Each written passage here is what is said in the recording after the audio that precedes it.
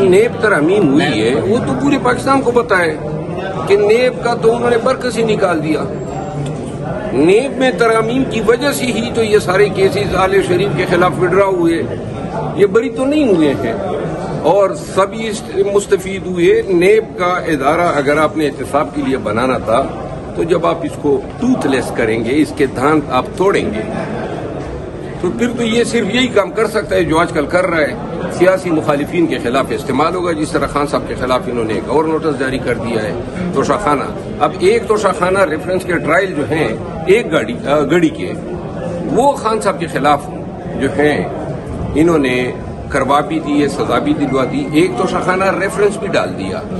لیکن وہی نیب جو ہے ابھی 1 کروڑ کی گڑی کے پیچھے قوم کو لگایا تھا اور سامنے آ گیا ہے کہ 1100 ارب روپے کی تو کیا ٹیکرز کے دور میں گند ملا کے اور پتہ نہیں کتنے سکیمز ہوئے ہیں جو انہوں نے کرپشن کیے. پھر جو زرداری صاحب نے گاڑیاں لی, توشہ خانے سے گاڑیاں لینا جو ہے وہ تو کسی طور ممکن ہی نہیں ہے. مریم بی بی نے جو ہے BMW لی, اس کا تو سرے سے توشہ خانے میں ریکارڈ ہی نہیں ہے. پھر نواز شریف صاحب نے بلٹ پروف گاڑی مرسڈیز جو 6 لاکھ کی وہ لی. یہ ٹرائل کون کرائے گا؟